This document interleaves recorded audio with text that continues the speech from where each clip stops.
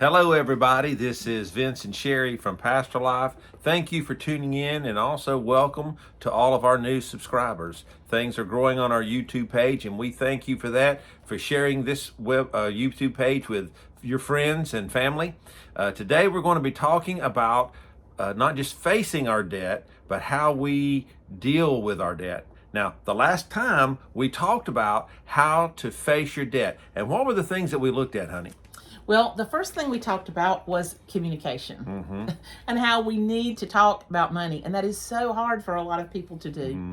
And so being able to sit down with your spouse and just say, look, I know that it's difficult for us to talk about, but we really need to talk about our money. We need to talk about our incoming and our outgoing money and how we're going to tackle our problems. And I think when you're doing that communication, sometimes there can be tension in there, but you got to remember you're on the same page. And far as blaming somebody for debt back and forth, that is out the window. If you want to be able to face your debt, you have to do this in a very positive way. Negative energy, negative words, hurtful things are not going to help anything. So you toss all that out the window when you're discussing facing your debt, writing it down, and being able to communicate. Then what? Okay, well, I want to go more into the writing it down part because I want to show one of our actual books that we used when we were talking about our debt and writing things down. And I know that you had your own book. Yes. And I had my own book. And we made it our habit that every day we talked about money. And the reason is because it wasn't as much a comfortable subject for us to talk about. And we knew that we had some debts we had to tackle. And so we were trying to, as you say, create new habits. Right.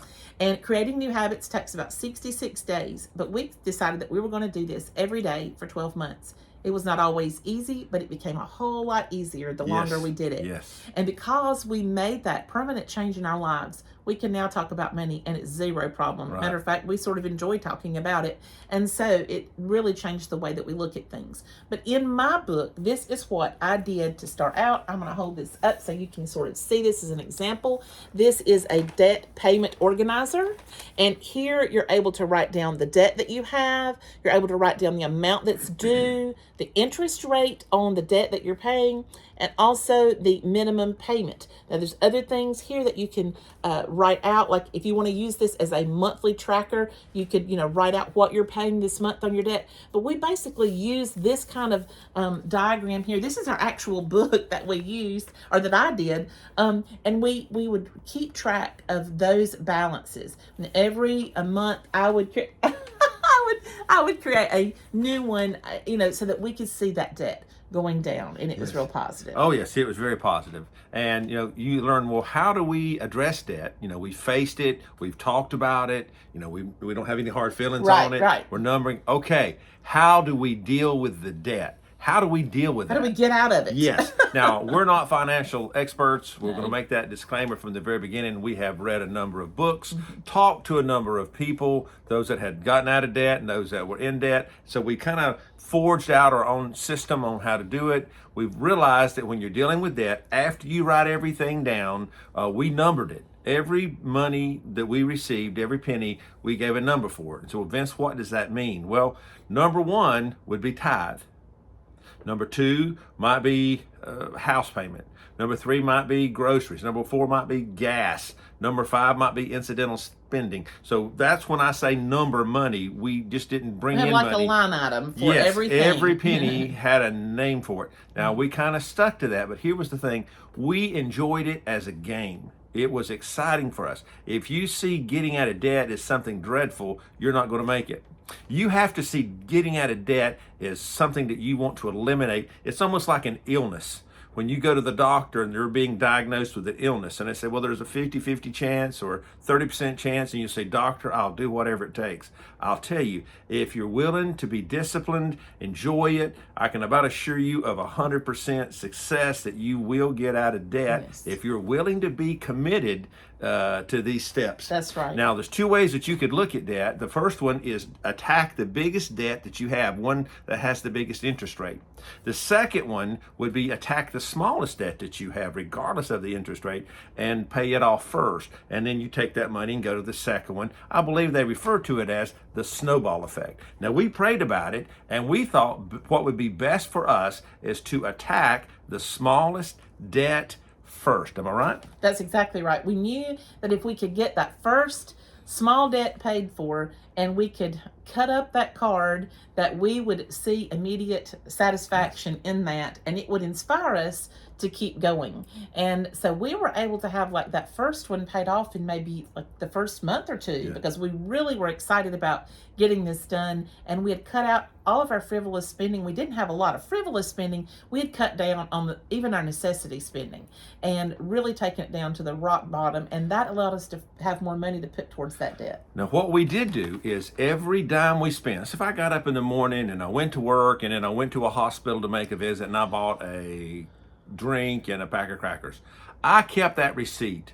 When I came home at the end of the day, I wrote that receipt down. At the end of the week, I could tell you every dime that I spent. And I'm thinking, okay, is this good stewardship? Can I take my own drink with me as I go traveling and my own pack of crackers when I make visits, instead of having to stop somewhere? So we did it, just to the nth degree. Now, we also celebrated when we paid off a debt. If it was $200 credit card, gas card. So once we paid it off, we cut it up. We called the credit card company. We said, turn off this line of credit. Now, I know what you're going to say. Vince, your credit line is going to be going down because you're cutting off credit. I'll be honest with you. I am not that concerned about my credit rating. Yeah, we weren't worried about getting more credit. The last thing I wanted was more credit. So you said, wait a minute, you're cutting off credit. That's eliminating your credit rating. That's just something made up in somebody's head. I don't want your credit. Now, what we did was every time we cut up a credit card, we would put it in this bottle. And then we would celebrate. I don't know, we'd buy a bottle of apple juice, and I don't know what we would eat with it. And we would just dance around like we were at a party. We had the biggest time. And what you're looking at here is cut up credit cards, and that's about $50,000 right there, folks, in credit cards that we paid off. So we had an effort about this, and had that snowball attack. And what else, honey? Well, included, I guess I'm trying to say, in changing our habits, we also decided that we were going to do some other things. We went to the cash only envelope. And what we would do is we had a series of envelopes. We put those numbers that we're talking about on them. So the first one might be tithe, the second one might be groceries, and then when you got paid, we'd go to the bank, we'd take that cash out, we'd take our tithe envelope, we'd put our tithe and cash in there, we'd take out the second envelope, the money that we had agreed to spend on groceries, so we put it in that one. And so we had an envelope for everything. We even had a small envelope for debt. And even though we really didn't put any cash in the envelope because we kept our debt payments in the bank, if we found money or were given money for something, we put it in that envelope, and then at the end of 2 weeks or the month, we would go and put that money in the bank, and I would immediately make a payment to our debt. And that means that we begin to consider every small penny as money. Because a lot of times what we do when we use a debit card all the time, we don't think a thing about spending $5. It's plastic. Yeah, that's right. You just swipe it out. But if you can only spend the money cash that's in that envelope, you think long and hard before you spend it. It does. And so when we'd find a quarter in the parking lot, we'd come home, I'd say, honey, I found a quarter. We'd get out our books. We'd write down, and that sounds crazy, but we were this manic about it. I'd say, I found a quarter. We'd write down that we had found a quarter, and then we decided, where are we going to put this quarter? Then let's go to savings, because we were simultaneously increasing our savings. Our savings soared during this time that we were paying off debt. We were shocked. So, are we going to put this in savings? Are we going to put this towards a debt? I mean, that's how serious we were about. Now we only did this for 12 months. That's right. You couldn't do this for a prolonged period of time. You'd go crazy. Yes. We did it for 12 months, long enough to change our habits. Yes. Now, another thing that we did when we attacked our debt was we had a whole house full of furniture, things that we had bought. And we had a yard sale, and we had some very expensive things that we put online and sold. And everything that we could do to raise money, we took that money and we applied it to the debt that we had right in front of us. It was like if you were in a battle and you're shooting at an airplane in front of you, and you're just concentrating on that one thing. And when that went down, you took the money that you were giving to that one and you applied it to the second one. So there were all kinds of ways that we raised finances to help pay for this debt. And at the same time, you're cleaning up your house. You're selling things that maybe you don't need, somebody wants. You're taking that money and you're applying it. You're not just cleaning up your mind, but you're cleaning up your home and you're getting your house in order. Yeah, and it feels wonderful to be able to accomplish that together. It gives you a lot of like empowerment. Yes. It makes you feel like you're in control of your money, and it's not in control of you. And we had agreed that year, if at all possible, we would not buy clothing, because one of the things I think that happens to us as human beings is when we go out and buy something, whether it's a new clothing item or maybe something for the house, we get that endorphin rush. We feel excited, and we forget about sometimes our troubles or problems or stresses that we might have in our life. And so it's very easy to try to fix life's difficulties by buying things. Makes us feel good. Yes, it does. And so we thought, you know what? I think we've been doing maybe some of that. Now, we were never extremely frivolous. We didn't take like big vacations or trips. We just had 4 children on one income for a lot of years, and they were all growing up, going to school, getting cars, driver's license, insurance, all these things. So that was becoming sort of a challenge for us. And we didn't always handle it in the best way, but we learned how to. And so we didn't always have that rush. But there are a few things we might have been doing that gave us a little rush. And we thought, let's not buy any clothes for a year or take any overnight trips. Yeah, we did that. I think the Apostle Paul summed it up well. I have learned to be abased, and I've learned to be abound. And every situation, in trusting in the Lord, therein I can be content. Yes. So we were content. It's not that we ever felt deprived not buying something. I think it was empowering. Yeah. And I think our spending that we did have, that impulse thing, was kind of like when you eat at night and what they call grazing. You're really not hungry, but you just want to do something. You don't really need so anything. We'd go to the mall and it's kind of, did you find anything? Well, I found maybe a top. Well, I found these shoes. Well, if you'll get your shoes, I'll get the top. And then that way we can justify it together. That we put to an end. And we enjoyed working together. I think it wasn't really, to be honest, it wasn't the debt or the lack of debt. It was working together with the same goal and empowering yourself, putting money back in savings. Because let's be honest, let's say you have $1 million in savings. Once you're gone, you're gone. Yes. And unless you designate where that money goes, there's going to be a fight over it. I mean, a knockdown, drag out fight. So you don't want to leave that. That's right. But you want to feel good about yourself. And for me, as a married couple of 40 plus years, one of the best things we've done is face our debt and eliminate our debt to where we drive cars that might be older, but they're paid for. They're paid for. And we can put money back for tires. I have a truck with 373,000 miles on it. And if the engine goes out tomorrow, folks, I'm not going to the Chevrolet place and buying a brand new truck. Forget it. I have money set aside to put a new engine in that truck. It's been wonderful because one of the things that happens, and this is what we found, that with numerous cars in our family and numerous drivers in our family at the time, because this has been years ago when we did this. Yeah. We, one child's car would break down, then the other one would, and then, oh, well, my car needs tires, and and then you don't have the money to pay for all that. So, well, let's just put that on the credit card. Let's just put that on the credit card. And before you know it, you have all these debts. Well, now we're in a situation where we are planning ahead of time. Seeing ahead. Right. And if we get money, we look at each other and say, something's fixing Something's about to happen. Something's about to happen. We just hope it's not life-threatening, But we know we've had to have trees taken down. Having a tree removed is $1,000 or more. At least. And we've had multiple trees taken out of our yard so they wouldn't fall on our house. Whether you've had a roof replaced, a heating system replaced. We just recently had to have our chimney capped because a storm blew off the topper that had the screen that had been on there, and a lot of debris and stuff had gotten down in our fireplace. We had to have it cleaned. And the man, when he came to us, he's like, look, you've got ventless gas logs. What you really need is to cap this off, and you won't ever have to worry about damage coming down into your chimney again or getting in your logs. So we debated, do we do this? What do we do? Well, of course we have to do it, but you know what? We had the cash to pay for it. And you ask them, what's the cash price here? Right. If I lay, dead presidents, $100 bills in your hand, what's it going to cost? Well, and they'll usually knock off, depending on how much the thing is, but they might knock off $20 to $200 or $300. Till you ask. That's right. But people like cash. Yeah. But we saw ourselves as the debt eliminators. Right. We didn't want to live with debt. You really couldn't. It's like trying to manage sin. We didn't want to have a level that we were comfortable with. We weren't comfortable with none of it. Now, I know in a real world, if you have, both people working, you have to have 2 cars. Chances are you're going to have a car payment.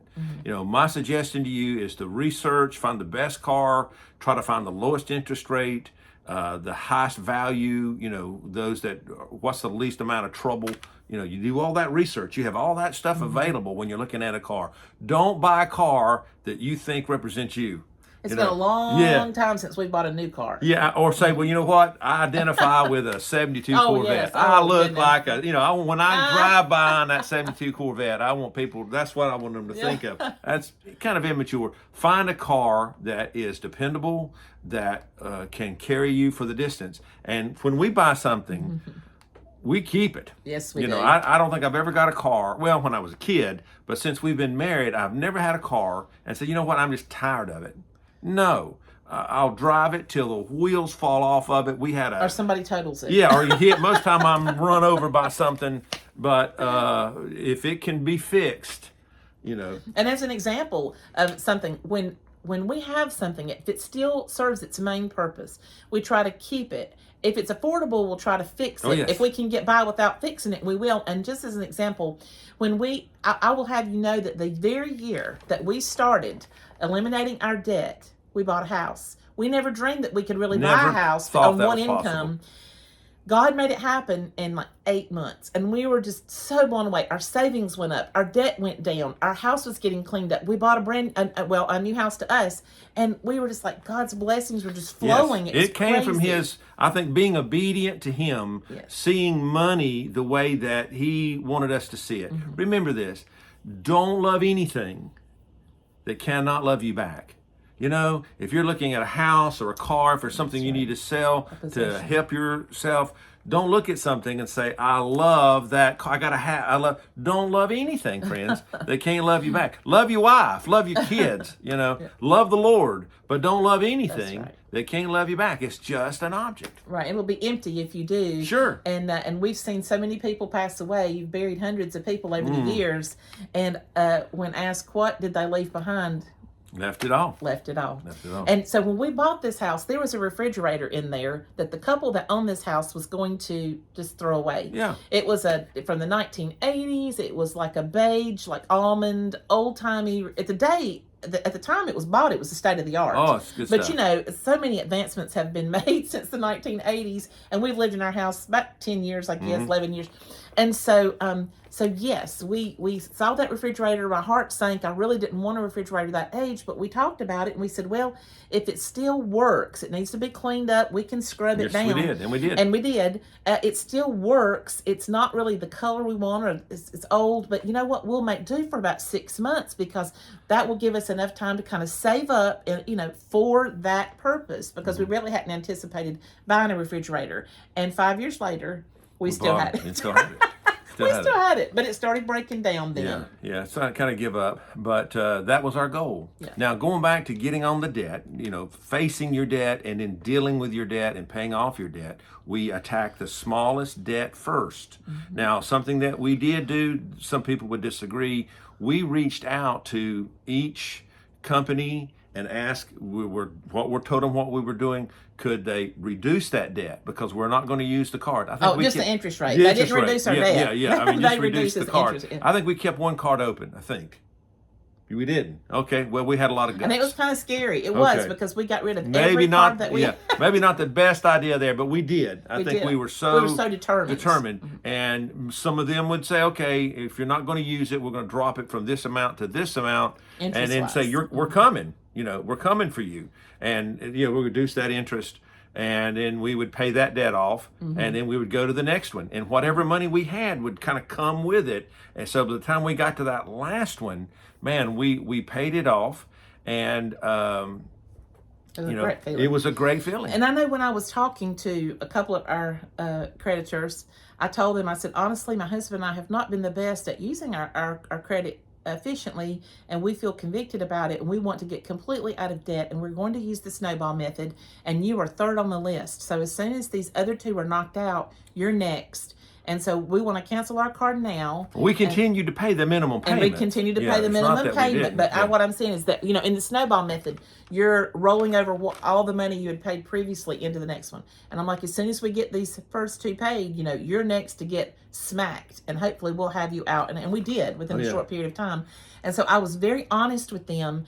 And, I said, we regret that we used this card for things. It was probably things that maybe we needed, but we could have waited and found another way. God would have provided. And several of those people said, thank you so much for not being hostile, not being angry. Or stop paying. Right. Just file for bankruptcy. Yeah. We didn't do anything. Now, one of the things that we do have one credit card that pays points, and we pay that off every month. Never paid interest. Never paid interest years. on it. Never paid interest on it.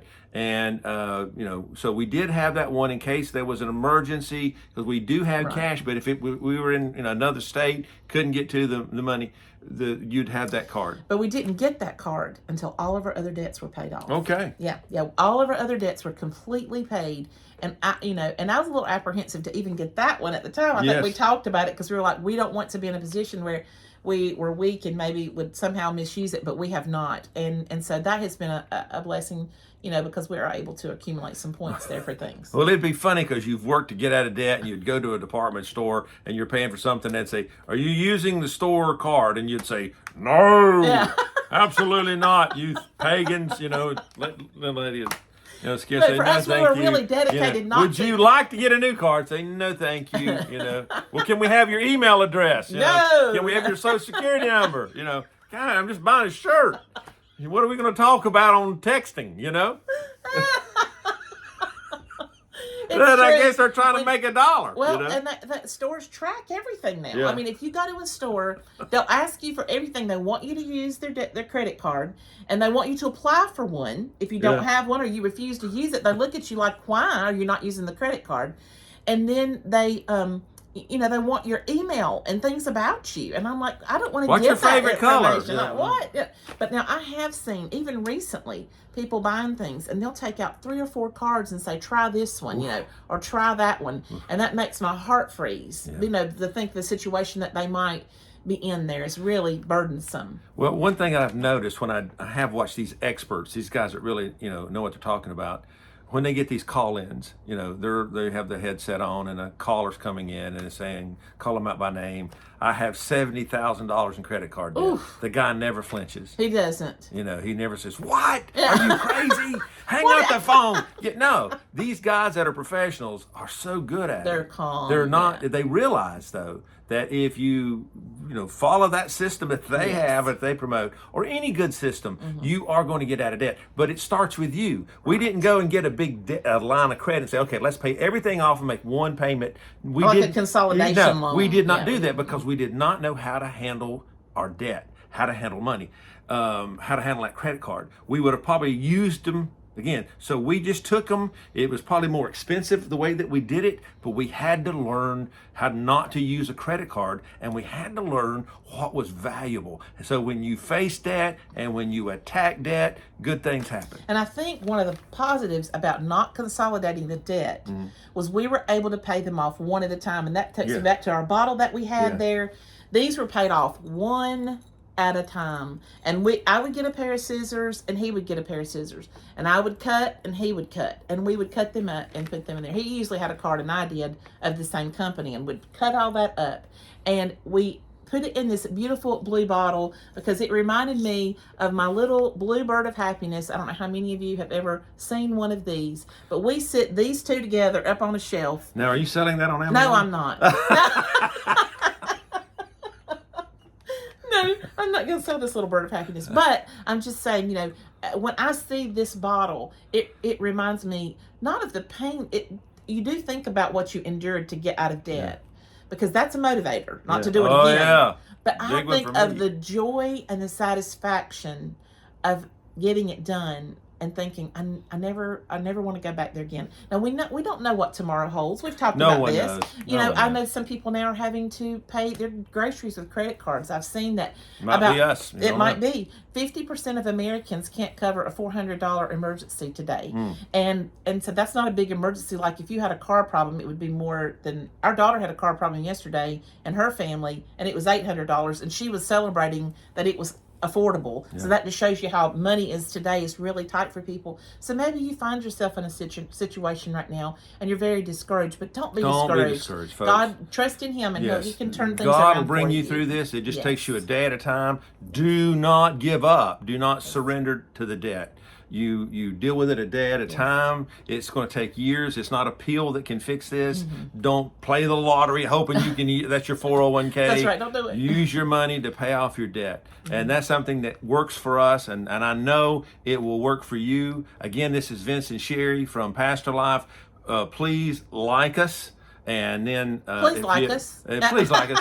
Nobody does. No, please like us. And if you have a positive comment that could help us, we read everyone and we try to respond to everyone. And if you're not following us, you please can subscribe. You subscribe to us. Those numbers are very important to YouTube, important to us too. Anything else, sweet thing? I think that's it. Folks, have a great day. This is Vince and Sherry from Pastor Life saying God bless.